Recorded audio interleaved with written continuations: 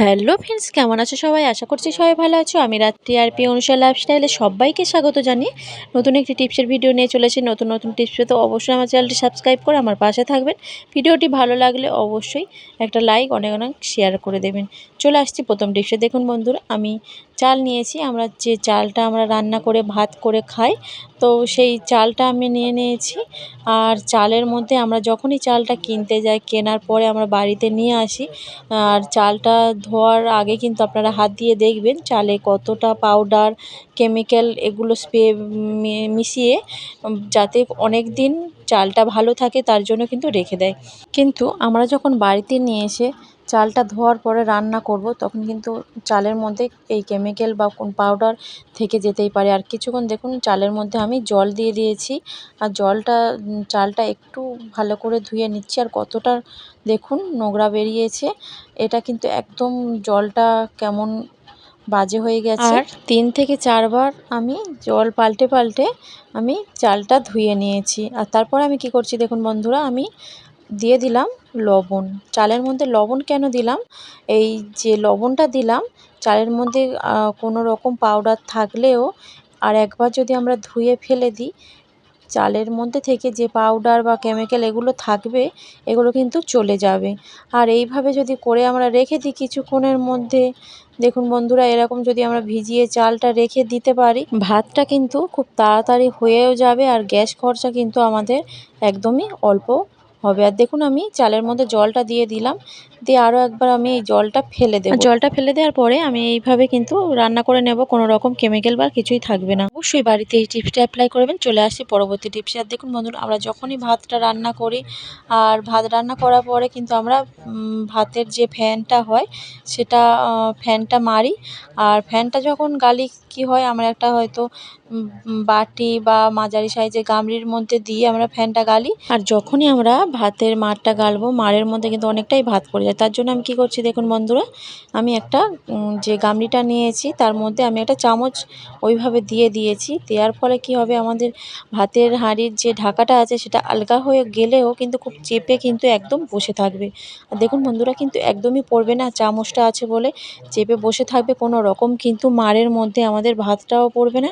আর মাড়ের মধ্যে যখনই ভাত পড়ে তখন ভাতটা তুলতেও অসুবিধা হয়, আর ভাতটা দিতেও কিন্তু একদম জল হয়ে যায়। আর দেখুন যে ভাতের মাড়টা আমি গেলেছি, তো সেটা আমি দেখাচ্ছি, একদমই কিন্তু এর মধ্যে একটাও ভাত পড়েনি। এইভাবে যদি আপনারা ভাতের মাড়টা গেলে নেন, তাহলে কিন্তু কোনো রকম ভাতও পড়বে না, ভাত জলও হবে না। চলে আসছি পরবর্তী টিপসে। আমি একটা নেল পালিশ নিয়েছি। আর নেল পালিশ যখনই আমরা পরে রেখে দিই, অনেক দিন হয়ে যাচ্ছে, তখন কি হয়, নেল পালিশটা কিন্তু একদমই খুলতে চায় না। আর যখনই হয়তো তাড়াহুড়োর মধ্যে পড়তে যাব, খুলতে গেলে কিন্তু আমাদের হাতে লেগে যায়।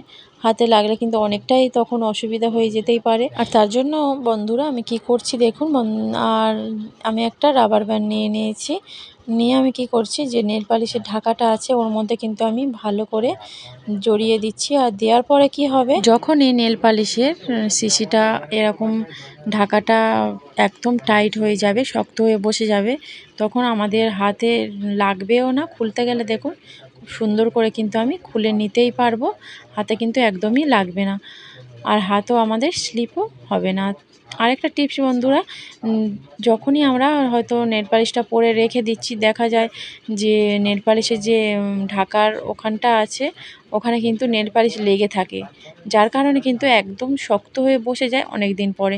তার জন্য কি করতে হবে, একটু ভেসলিন নিতে হবে বন্ধুরা। নেয়ার পরে এই যে ঢাকাটা আছে ওখানে যদি আমরা লাগিয়ে দিই ভেসলিনটা, তারপরে আমরা যে নেল পালিশের ঢাকাটা আমরা বন্ধ করে দেব, তখন কিন্তু অনেক দিন হয়ে গেলেও এটা টাইটও লাগবে না, কোনো রকম কিন্তু শক্তও হবে না, হাতেও লাগবে না। এইভাবে আপনারা বাড়িতে টিপসটা অ্যাপ্লাই করে নেবেন। চলে আসছি পরবর্তী টিপসে। আর গ্যাস কিন্তু আমাদের প্রতিদিন কাজে লাগে।